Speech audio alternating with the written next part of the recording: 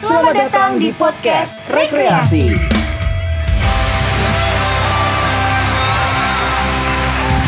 TVRI Yogyakarta. Hai Sobat Rekreasi, ketemu lagi bareng sama Linda Widya yang pastinya kalau misalkan kamu juga lagi nonton podcastnya TVRI Jogja yang Rekreasi ini, kita bakal ngebahas orang-orang yang sangat luar biasa. Yang pertama, yang kedua itu yang sangat menginspirasi buat teman-teman yang lagi nonton, dan yang ketiga super keren banget. Kayak misalkan kali ini nih ya, kita udah menghadirkan seorang duta bahasa 2022, Daniken. Hai Niken. Hai Mbak Linda. Apa kabar Niken? Baik, alhamdulillah sehat. Mbak Linda gimana kabarnya? Alhamdulillah. Sehat juga. Kamu tadi dari mana sebelum ke TVRI? Dari kos. Oh, dari kos. Nggak kuliah? Belum, masih libur sekarang, pergantian semester. Oh, kamu emang semester berapa nih? Semester 6 naik ke 7. Tua ya saya. Baik. Semester 6 mau ke 7. Ya paling nanti lulusnya semester 8. Aduh, ya. Jangan dong, kalau bisa lebih mulutnya, cepat. mulutnya. Oke, jadi kita lagi menghadirkan Duta Bahasa 2022 dan Niken, boleh tepuk tangannya dulu dong teman-teman semuanya. Niken. Iya. Sebenarnya mungkin banyak kali ya ada teman-teman yang sebenarnya pengen ikutan kayak pageant-pageant dan segala macamnya gitu, kayak ikut ajang, kemudian apa sih ya namanya, mengasah ilmunya mereka dan segala macamnya. Ada salah satunya adalah Duta Bahasa. Sebenarnya buat orang awam nih, Duta Bahasa itu apa sih sebenarnya programnya gitu nih kan? Oke, jadi Duta Bahasa itu merupakan jajaran generasi muda yang memang memiliki tujuan untuk mengkampanyekan penggunaan bahasa Indonesia di ruang publik. Kemudian pemilihan Duta Bahasa ini dilakukan di bawah Badan Pengembangan dan Pembinaan Bahasa yang masing-masing provinsi itu biasanya ada balai atau kantor bahasa. Kemudian untuk pemilihannya dilakukan setiap tahun. Jadi tahun depan ada, tahun ini habis dilaksanakan di tahun 2022. Seperti itu. Jadi intinya adalah pemilihannya itu per tahun. Betul. Gitu ya. Nah, selama pandemi juga kemarin sempat pemilihan juga berarti? Iya, sempat dilakukan, dan di nasional pun nanti juga dilakukan. Gitu. Jadi ada pemilihan di tingkat provinsi, kemudian nanti juara di provinsi akan dikirim ke nasional untuk mewakili provinsi tersebut. Oke, aku kira ini tuh hanya sebatas provinsi, enggak ya? Berarti Enggak. dia naik up-nya ke nasional gitu. Betul. Dan ada juga enggak yang kayak up-nya ke internasional juga gitu? Beda lagi nanti bahasanya ya kalau di internasional. Jadi karena memang tujuan kita adalah mengutamakan penggunaan bahasa Indonesia, jadi cukup level tertingginya se-Indonesia, seperti itu. Oke, kalau misalkan per tahun berarti kalau masa jabatannya itu tuh berarti juga ikut setahun kah atau gimana tuh? Kalau untuk di kepengurusannya memang kami setiap tahun ada ganti kepengurusan. Tapi untuk Duta Bahasa sendiri kita seumur hidup. Jadi seumur hidup tetap hitungannya menjabat sebagai Duta Bahasa. Tapi beda lagi ketika nanti ada penugasan. Penugasan itu yang dikirim adalah mereka-mereka yang bertugas di tahun itu. Jadi misalkan nih, saya Duta Bahasa tahun 2022. Jadi nanti penugasan saya ketika ada ajang pemilihan duta-duta lain yang saya harus dikirim, itu saya penugasannya selama tahun 2022 ini, selama belum pemilihan Duta Bahasa yang baru, seperti itu. Oh gitu, ya ampun. Saya jadi pengen masuk ke Duta Bahasa deh. Tata cara ngomongnya aja begini. Saya cablak gitu ya. Berbeda konsep gitu. Makanya saya nggak keterima di news anchor ya. Aduh. Oke, Niken, kalau boleh tahu, misalkan kan kamu seumur hidup gitu. Apakah itu juga akan dikasih tahu di awal? Apakah ada tanda tangan kontrak dan segala macamnya? Ya, memang kami ketika sudah bergabung menjadi 15 pasang Duta Bahasa itu sudah diberitahu bahwasanya di Duta Bahasa ini kita seumur hidup kegiatannya, seperti itu. Tapi kegiatannya tidak mengikat. Dalam artian mereka yang mengikat adalah yang menjadi pengurus Duta Bahasa. Tetapi kalau untuk mereka yang sudah pernah menjadi finalis Duta Bahasa, itu kegiatannya tidak mengikat, dan seumur hidup itu kita masih memegang nama sebagai Duta Bahasa, seperti itu. Oh iya sih. Jadi bukan yang langsung lepas gitu ya. Iya, kalau betul. udah alumni, udah lama banget gitu ya tetap menyandang sebagai Duta Bahasa, seperti Betul. itu. Ada berapa pasang tadi berarti? 15 pasang. Jadi dari rangkaian seleksinya itu kita mengirimkan berkas untuk seleksi pertama. Untuk di berkas itu yang kita kirimkan adalah daftar riwayat hidup, kemudian pas foto dan foto badan keseluruhan, kemudian kita membuat karya tulis. Karya tulis itu biasanya disesuaikan dengan isu-isu yang setiap tahun itu sedang hangat-hangatnya diperbincangkan. Kalau untuk tahun ini, karena isu kebahasaan yang sedang hangat diperbincangkan adalah internasionalisasi bahasa Indonesia, jadi ada isu untuk menggunakan bahasa Indonesia sebagai bahasa resmi kedua di ASEAN. Jadi kemarin kami diberikan tugas untuk membuat karya tulis seputar itu. Lalu juga kami membuat program kerja, rancangan program kerja yang akan dilakukan selama menjabat sebagai duta bahasa. Itu untuk seleksi tahap pertama. Kemudian di seleksi tahap pertama itu nanti diambil 100 besar. Kami masuk ke seleksi tahap kedua, wawancara. Wawancara seputar kebahasaan, kemudian pengetahuan kebudayaan di daerah istimewa Yogyakarta, dan bagaimana kemampuan kita untuk menggunakan 3 bahasa, bahasa Indonesia, bahasa daerah, dan juga bahasa asing. Dan yang terakhir ada unjuk bakat. Dari 100 itu nanti kita diambil menjadi 30, 15 putra dan 15 putri. Kita sudah dipasang-pasangkan di situ. 15 pasang itu nanti mengikuti rangkaian kegiatan pemilihan duta bahasa. Jadi kami diberikan pembinaan untuk kelas wicara publik, kemudian kelas kepenulisan, kelas kecantikan dan sebagainya. Lalu ada rangkaian seleksi lagi dari 15 pasang itu, ada unjuk bakat yang kedua lagi yang durasinya lebih lama, ya. Kemudian ada seleksi lagi, seleksi wawancara, dan di malam penobatannya juga kami masih ada penilaian tahap terakhir, yaitu penilaian tanya jawab seperti itu.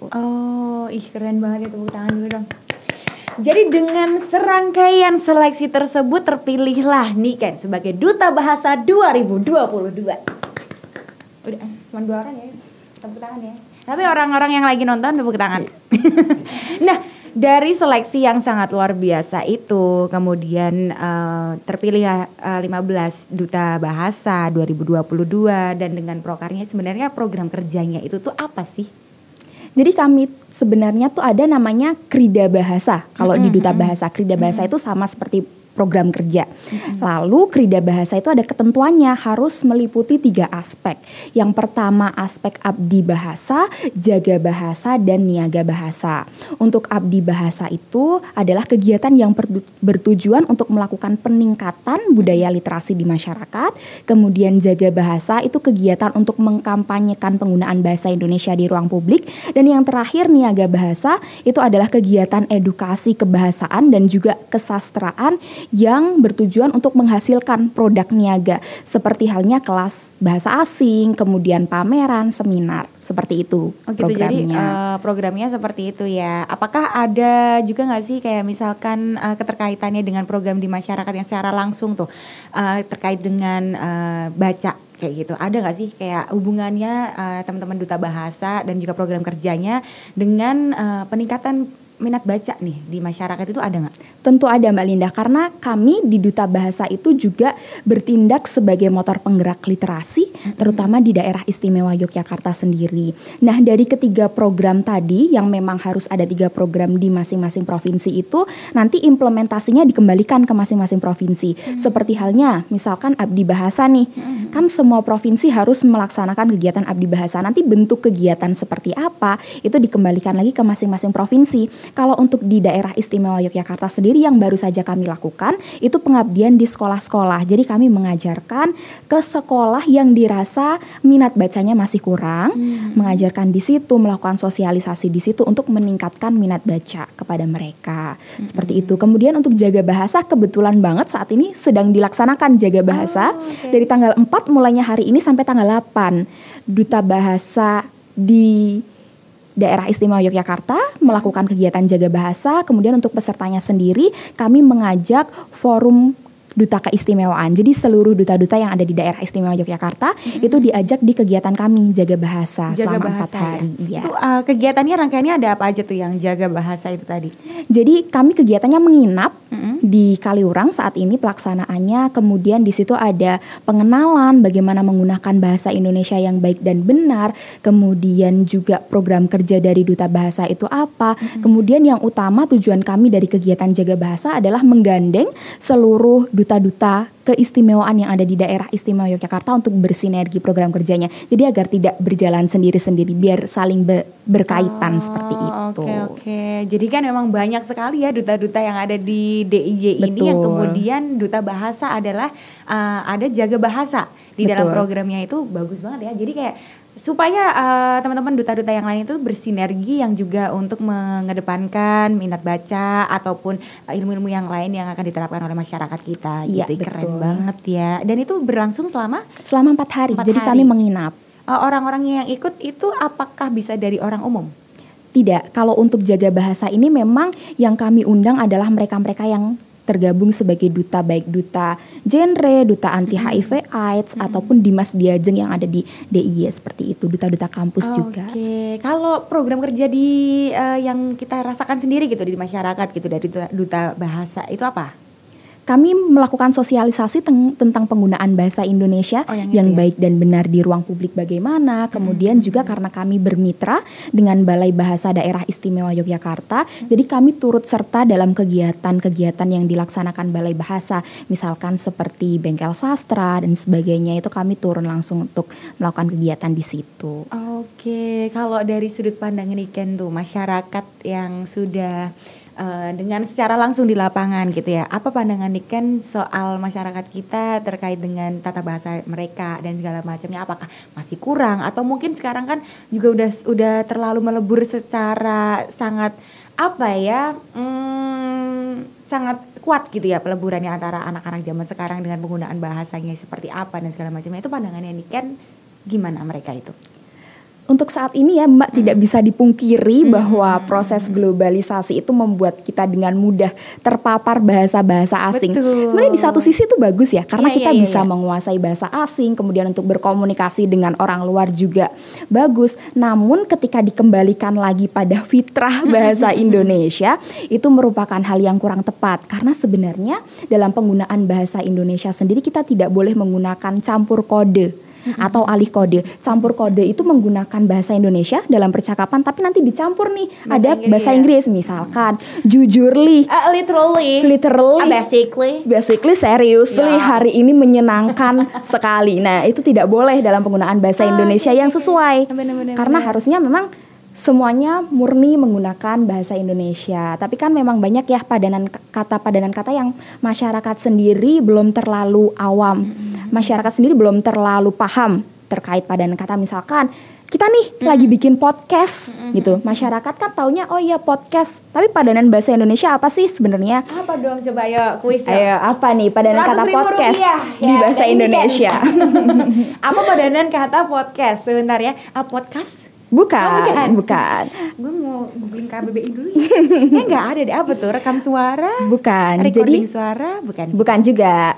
Padanan kata podcast itu siniar. Nah, ini tugas duta bahasa agar padanan kata yang masih jarang didengar oleh masyarakat itu bisa untuk digunakan dalam kehidupan sehari-hari mereka, biar tidak ada campur kode, mencampurkan penggunaan bahasa Indonesia dengan bahasa asing. Jadi saat ini Mbak Linda kita sedang membuat siniar. Seperti itu. Iya tuh, dengerin dong ya tim saya nih. Jadi selamat datang di Siniar TVRI Jogja gitu ya. Siniar. Iya, ya, betul namanya. Siniar. Oke. Ada apa lagi ya yang kita nggak ngerti ya? Vlog mungkin? Vlog ada. Ini yang saat ini lagi umum digunakan, drive-thru. Oke. Apa padanan katanya? Padanan katanya drive-thru adalah drive itu menyupir, thru itu benar, menyupir dengan benar. Bukan. Sulit loh ya Niken, bahasa Indonesia jangan ngadi-ngadi deh. Nah, ini tugasnya teman-teman duta bahasa semua, biar drive-thru itu lantatur, layanan tanpa turun. Jadi kalau misalkan kita mau beli nih di restoran cepat saji, kita bisa menggunakan lantatur, layanan tanpa turun ini gitu. Layanan tanpa turun. Betul. Baik, lantatur. Gue mau beli MCD dong. Apa tuh lantatur? Main lantatur aja deh. Oh ya gitu ya modelnya. Yeah. Oke. Jadi memang itu adalah salah satu tugas untuk menyebarkan, kemudian istilahnya edukasi tipis-tipis gitu. Betul. Nah kalau dari Niken sendiri, selain di program kerja nih, yang namanya duta bahasa itu kan melekat di seumur hidup gitu. Kalau dari Niken sendiri, apakah ada nggak sih suatu hal yang udah Niken lakukan untuk edukasi sama warga? Apakah bikin vlog ataukah bikin siar apa tadi Siniar tentang bahasa Indonesia yang baik dan benar, atau mungkin di Instagramnya atau gimana gitu? Coba Niken, udah nggak? Oke, untuk kegiatan ini aku juga bikin siniar. Siniarnya ada di YouTube dan juga ada di Instagram yang berkaitan tentang edukasi, terutama bagi mereka yang ingin melanjutkan kuliah. Itu bisa lihat di siniar yang sudah aku bikin ya teman-teman. Di situ kita berusaha untuk mengedukasi teman-teman di sekolah menengah atas maupun sekolah menengah kejuruan tentang bagaimana kehidupan di dunia kuliah. Dan kalau misalkan mereka terhambat biaya untuk melakukan les atau kegiatan belajar di luar sekolah, itu kita mengadakan kelas mentoring gratis. Seperti itu. Baik. Jadi emang apa yang dilakukan sama Niken ini sudah apa ya, di tempatnya Siniar. Udah 2 kali loh gue sama podcast ya yang di otak gue. Podcast, kemudian di Instagramnya dan segala macamnya gitu ya. Oke, sebentar, ini kayaknya ada pesan gitu ya. Ada yang tanya nih, mumpung Niken udah ada di sini, ada yang tanya. Dia ada titipan dari teman saya. Boleh. Kalau Niken sendiri suka baca nggak? Suka. Saya senang membaca. Genrenya apa? Genrenya sebenarnya dulu lebih ke romantis ya. Jadi novel-novel fiksi yang romantis gitu. Cuman sekarang karena saya mahasiswa di sosial humaniora, jadi coba untuk mencari buku-buku yang berkaitan dengan politik dan sosial. Oke, kamu kuliahnya di hubungan internasional jurusannya. Hubungan internasional, ya. Oke. Berarti genrenya tetap ke politik internasional gitu-gitu ya, yang sesuai dengan kuliah gitu. Kalau dulu kan romansa, tapi masih sering gak sih baca-baca tentang romansa? Masih, gitu? Kadang kalau misalkan pengen sesuatu hal yang kayaknya bacaan serius-serius terus bosen ya, kita coba untuk beralih ke bacaan lain gitu. Biasanya cari novel yang memang genrenya romansa, romantis gitu. Gitu, ya. Oh, sudah diterapkan di kehidupan nyata? Sudah ya? Sudah. Oke, sudah. Oke, ini ada lagi titipan nih. Ada buku yang memorable nggak gitu? Bisa bacaannya masa kecil atau yang baru-baru ini gitu. Apa? Sebutin aja nggak apa-apa. Oke, ada buku yang sangat-sangat teringat sampai sekarang Mbak Linda. Mungkin Mbak Linda juga mengalami ya. Waktu masa kecil tuh dari saya TK sampai SD tuh suka banget sama majalah Bobo. Oh iya kan? Majalah Bobo. Jadi dulu tuh saya suka majalah Bobo, tapi karena waktu itu majalah Bobo yang baru tuh harganya lumayan ya. Kalau di kantong saya, kalau nggak salah sekitar 10 sampai 12.000 itu lumayan. Jadi biasanya saya dibelikan majalah Bobo yang edisinya tuh udah lama. Itu kan harganya jauh lebih murah ya. Biasanya 10.000 tuh dapat 5 atau 5.000 dapat 3 majalah. Itu beli di mana? Di toko koran biasanya ya. Kemudian orang tua saya tuh selalu bilangnya gini, kalau misalkan kamu dapat peringkat 1 di kelas, baru dibelikan majalah Bobo yang edisi terbaru. Kalau misalkan enggak ya nanti dibeliin yang lama gitu. Jadi saya harus semangat demi majalah Bobo, harus belajar. Gitu dulu yang memorable atau yang masih ada dalam ingatan saya. Kemudian untuk novel, saya tuh seneng Boneka Matryoshka. Mbak Linda tahu Boneka Matryoshka? Boneka Matryoshka karangan siapa ya? Boneka Matryoshka itu boneka, jadi boneka khas Rusia yang lucu. Jadi dari bambu atau dari kayu, kemudian ketika dibuka tuh ada anaknya banyak. Nah itu saya tuh suka banget Boneka Matryoshka. Kemudian ada pameran bacaan waktu itu, ada tuh novel, namanya novel Matryoshka kan, karena saya suka sama bonekanya, jadi saya beli novelnya. Oh gitu. Iya, dan ternyata setelah saya baca novelnya emang ada anaknya? Enggak dong. Tapi ceritanya bagus. Jadi kita selain tahu novelnya itu genrenya emang romantis ya. Jadi kita bisa mengikuti perasaan, kita bisa campur aduk setelah membaca itu. Tapi kita juga bisa tahu bagaimana sih tempat-tempat yang bagus di Rusia. Kan Matryoshka itu asalnya dari Rusia. Yang bagus di sana, kemudian bagaimana kondisi budaya masyarakat sana gitu. Jadi sampai sekarang masih teringat tentang buku itu. Asik. Kalau ini penulis yang sudah diadaptasi sama film-film yang ada di Indonesia, kamu sukanya siapa? Terelie. Sama ya. Penulis yang penggemarnya semua umat itu. Iya bener-bener. Terus adaptasi filmnya juga oke, Bagus. gitu ya, menginspirasi juga. Inspirasi.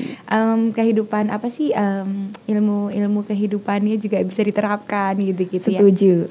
Oke. Kalau Niken sendiri punya proyek impian nggak? Ada proyek impian yang itu proyek impian bareng sama teman-teman Duta Bahasa angkatan saya 2022. Jadi kita pengen membuat suatu aplikasi. Alhamdulillah untuk saat ini aplikasinya memang sudah jadi, tapi yang menjadi PR kami adalah bagaimana agar aplikasi itu tepat sasaran, kemudian bisa dikenal oleh masyarakat dan juga berdampak luas. Jadi aplikasinya itu, ini aplikasinya masih rahasia ya, tunggu Oke. tanggal pengeluarannya atau tanggal launchingnya. Oke. Jadi di situ adalah kami ingin mengenalkan bagaimana penggunaan bahasa Indonesia yang benar dan juga penggunaan bahasa Jawa, karena kan kami di daerah istimewa Yogyakarta, seperti itu. Lalu untuk sasarannya sendiri memang kan harus ada sasaran khusus ya, biar bisa kelihatan tolak ukurnya seperti apa gitu. Kami menyasar wisatawan, baik wisatawan lokal maupun wisatawan mancanegara. Kalau untuk wisatawan mancanegara, biar bisa mudah ketika mereka ingin berkomunikasi menggunakan bahasa Indonesia ketika ada di Indonesia maupun di Jogja. Tapi kalau untuk wisatawan lokal, kami berusaha untuk memberikan edukasi bagaimana penggunaan bahasa Jawa. Betul. Jadi ketika main nih di Jogja tidak hanya belanja atau tidak hanya foto-foto, tapi juga sekaligus mendapatkan edukasi bagaimana cara menggunakan bahasa Jawa, berinteraksi dengan para pedagang itu bisa pakai bahasa Jawa gitu. Ih, keren banget. Itu Terima kapan kasih. launchingnya? Semoga pertengahan atau akhir bulan Agustus sudah bisa. Oke, jadi bisa di-download di iOS sama Play Store, bisa Iya, aman? bisa. Itu berarti modelnya adalah per kalimat gitu, kayak translate gitu ya, per kalimat kah atau per kata-kata kah? Dua-duanya bisa, baik per kalimat maupun per kata, kemudian baik kita ketik maupun kita rekaman suara nanti bisa langsung muncul seperti Ih, itu. keren. Jadi aku bisa bayangin ya gimana wisatawan yang lagi pada jalan-jalan, kan jujur juga aku kan gerak juga nih di wisatawan konten kreator juga gitu. Jadi teman-teman luar itu tuh juga udah kayak yang belajar bahasa Jawa, tapi belajar bahasa Jawanya bahasa kasar ya Besti ya. Bukan yang kromo alus dan segala macamnya seperti itu. Makanya ini adalah salah satu proyek yang sungguh kita tunggu-tunggu nanti nih kan. Terima kasih. Kalau udah nanti kabarin biar teman-teman semuanya juga pada pakai tuh, Iya. ya kan? Gak cuma wisatawan di lokal aja, tapi juga internasional juga bisa pakai bahasa Indonesia gitu. Kadang-kadang kan mereka kan taunya cuma Google Translate aja ya, Iya. susah gitu. Kadang-kadang juga bahasanya juga awut-awutan gitu. Oke, kita tunggu ya nih kan ya. Terima Oke, kasih. mungkin terakhir kita akan membahas tentang duta bahasa ya. Jadi kalau duta bahasa ini sebenarnya apa yang harus disiapkan teman-teman semuanya kalau pengen ikutan di Duta Bahasa 2023? Baik, jadi persyaratan sendiri untuk menjadi bagian dari Duta Bahasa yang pertama, berusia 18 sampai 25 tahun, kemudian yang kedua berdomisili di daerah istimewa Yogyakarta, kemudian yang ketiga belum menikah, yang keempat menguasai 3 bahasa. Yang pertama bahasa Indonesia, kemudian yang kedua bahasa daerah karena kami di daerah istimewa Yogyakarta. Jadi nanti yang diujikan adalah bahasa Jawa, namun kalau misalkan teman-teman belum bisa bahasa Jawa, tidak masalah karena di Duta Bahasa sendiri nanti kita akan belajar bersama-sama untuk penggunaan bahasa Jawa. Kemudian yang terakhir adalah kemampuan berbahasa asing, minimal 1 bahasa asing. Jadi boleh bahasa Inggris, boleh bahasa Arab dan sebagainya. Dan yang terakhir syaratnya adalah berperilaku baik. Seperti itu Mbak Linda. Itu ya, jadi silakan dicatat. Siapa tahu nanti juga akan ketemu dengan Mbak Senior Niken, ya kan. Dan semoga apapun yang menjadi Duta Bahasa tahun-tahun depan bisa menjadi seseorang yang menginspirasi kita semuanya, yang bermanfaat kita semuanya. Oke. Thank you Mbak Niken udah Terima kasih. mampir ke podcastnya kita, dan thank you juga sudah menginspirasi teman-teman yang ada di manapun kalian lagi nonton podcastnya kita. Jangan lupa nonton terus podcast kita di Rekreasi TVRI Jogja. Kalau gitu Linda Wida pamit dan juga Niken pamit. Dadah.